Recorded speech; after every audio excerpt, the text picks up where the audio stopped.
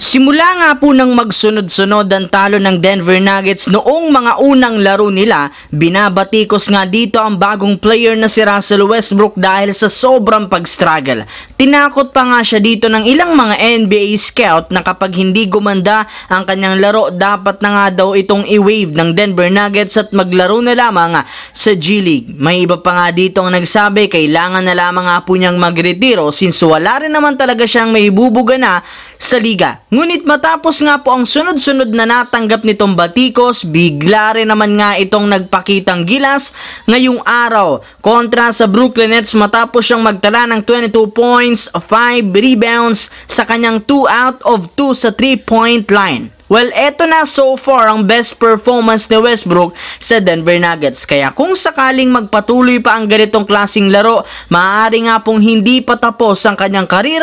Ngunit kapag nag-struggle na naman, posible nga pong wala talaga sa kanyang kumuha pa at magpuwersa na magretiro na lamang sa NBA. Samantala, simula nga po nang matalo ang Lakers sa kanilang last game laban sa Phoenix Suns, mas lalo lamang nga pong dumami ang nagsilibasang trade ngayong season patungkol sa team. Ayon nga po kay Jovan Bohan ng The Athletic, sinusubukan nga po ng front office ng Lakers na kunin ng 7'1" center ng Utah Jazz na si Walker Kessler na available na nga sa free agency. Kahit nag-average lamang ito ng 8 points per game at 7.5 rebounds, malaki ang may aambag nito sa team gamit ang kanyang presensya sa ilalim ng basket bilang bagong katandem ni Anthony Davis. Ito na rin naman ang huling pyesa na kukumpleto sa kanilang lineup para maging isang ganap na contender. Pero kahit gustuhin ng Lakers na kunin si Walker Kessler,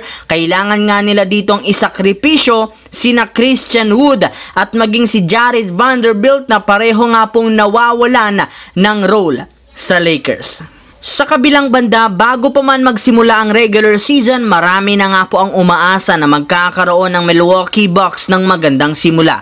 Ngunit sa kasamaang palad, hindi rin naman ito nangyari matapos silang matalo ng 3 magkakasunod na laban. Kaya dahil dito, isa sila ngayon sa worst team sa Eastern Conference kung saan hirap nga sila ngayong makakuha ng panalo. At dahil dyan, hindi na nga po napigilan pa ni Giannis Antetokounmpo na madismaya sa pinaggagawa ngayon ng kanilang team. Ayon nga po sa naging pahayag dito sa media, bagamat wala siyang pakialam sa pagkakaroon nila ng record na 1-3 sa standings ng East, kailangan rin naman nga po ng team na magsimulang mabahala. Pero ayon sa isang analyst, wala rin naman nga kay Giannis o kay Damian Lillard ang problema bagkos ang rason ay nagmumula nga daw sa kanilang kakampi na si Taurean Prince at ang assistant coach na si Darvin Ham. Simula nga po nang mag-reunite ang dalawang ito sa Milwaukee Bucks, wala nga talaga ditong magandang nangyari dahil palpak nga daw ang tandem nila simula pa last season sa Los Angeles Lakers.